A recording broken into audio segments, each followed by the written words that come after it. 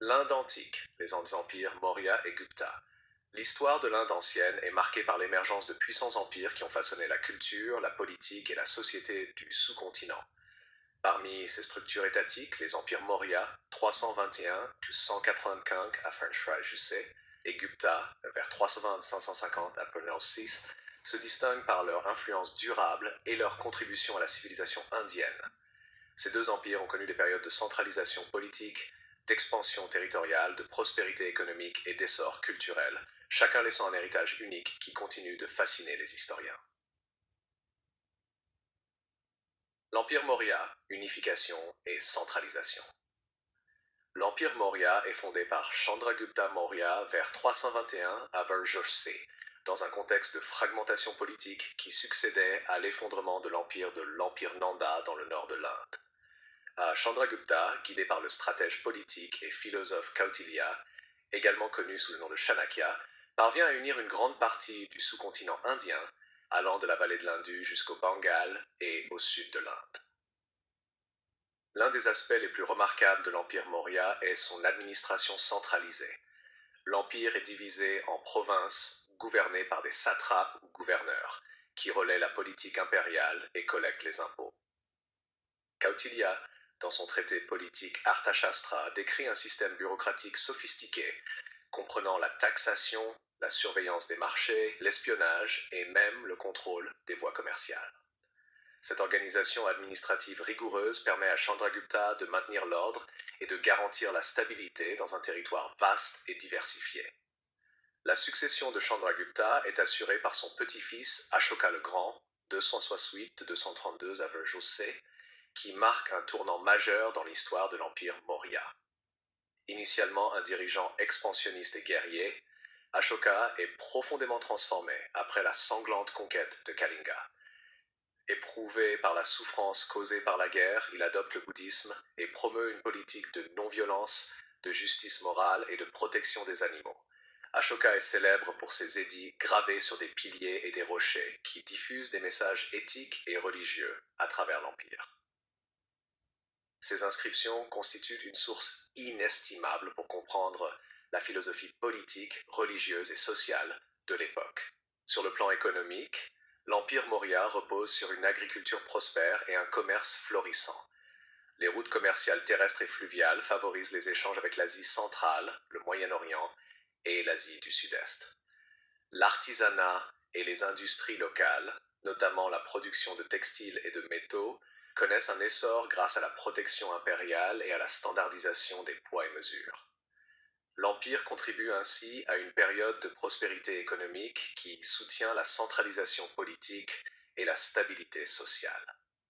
L'héritage culturel des Maurya. L'Empire Maurya ne se limite pas à la conquête et à l'administration. Il marque également un âge d'or du bouddhisme. Ashoka, par sa conversion, favorise la diffusion du bouddhisme en Inde et dans les régions voisines, notamment au Sri Lanka et en Asie du Sud-Est. Les stupas, les monastères et les édifices religieux érigés sous son règne témoignent de l'importance accordée à la spiritualité et à la culture. L'art Maurya, caractérisé par la sculpture sur pierre, la gravure sur piliers et la statuaire religieuse, influence durablement l'esthétique indienne classique. Malgré ses succès, l'Empire Maurya connaît un déclin rapide après la mort d'Ashoka. L'absence de dirigeants capables de maintenir l'unité et l'autorité impériale conduit à la fragmentation politique et à l'émergence de royaumes régionaux indépendants.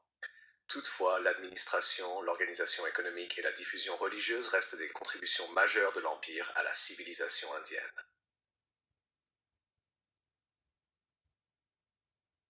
L'âge d'or de la culture indienne.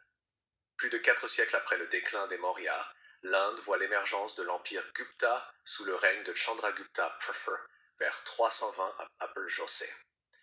Les Gupta, établis dans la région de Magadha, réussissent à créer un empire plus restreint mais stable, caractérisé par une forte centralisation et une administration efficace, bien que moins autoritaire que celle des Maurya.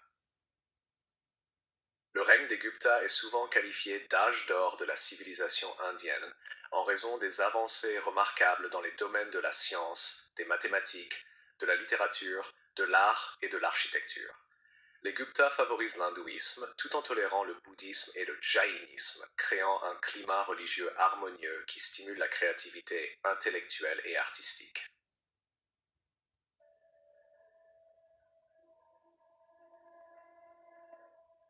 L'un des héritages les plus notables des Gupta réside dans le domaine scientifique.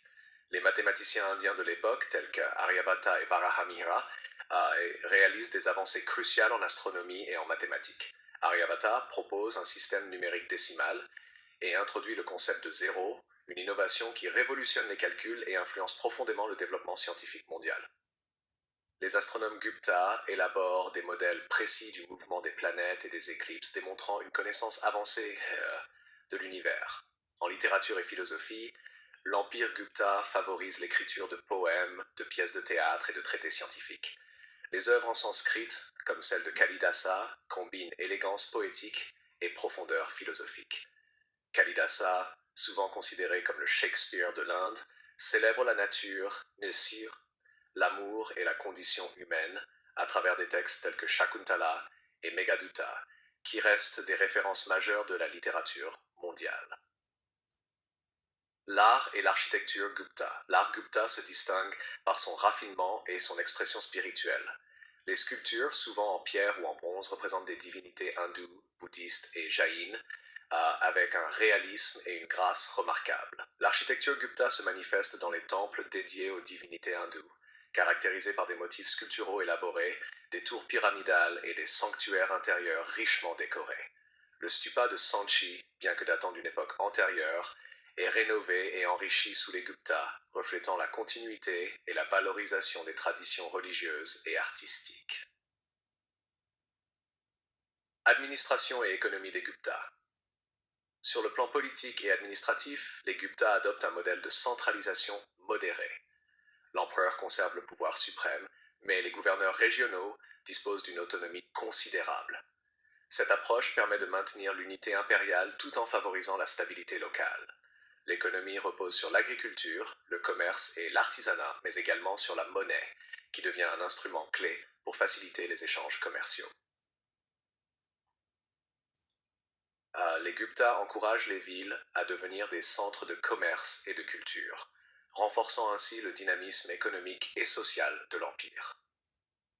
Déclin et héritage des Gupta. L'Empire Gupta décline progressivement au milieu du XXe siècle sous la pression des invasions des Huns blancs et des difficultés internes de succession. Cependant, l'héritage de cet empire perdure dans les domaines de la science, des mathématiques, de la littérature et de l'art. L'influence culturelle des Gupta sur les royaumes indiens ultérieurs et sur les civilisations voisines de l'Asie du Sud-Est témoigne de l'importance historique de leur règne. Conclusion. Les empires Maurya et Gupta représentent deux périodes fondamentales de l'histoire de l'Inde ancienne. Les Maurya se distinguent par leur capacité à unifier un territoire immense et à mettre en place une administration centralisée exemplaire, ainsi que par la promotion du bouddhisme et de la morale politique à travers les édits d'Ashoka. Les Gupta, quant à eux, incarnent l'âge d'or de la culture indienne, caractérisé par des avancées scientifiques et mathématiques majeures, une littérature raffinée et un art spirituellement profond. Ensemble, ces deux empires illustrent la diversité et la richesse de la civilisation indienne. Et leur héritage continue d'influencer la culture et l'histoire du sous-continent jusqu'à nos jours. Leur étude permet de comprendre comment l'organisation politique, la religion, la culture et l'économie interagissent pour créer des sociétés complexes et durables. En examinant ces périodes, nous reconnaissons non seulement l'ingéniosité administrative et la créativité culturelle de l'Inde ancienne, mais aussi sa capacité à diffuser ses idées et son art bien au-delà de ses frontières.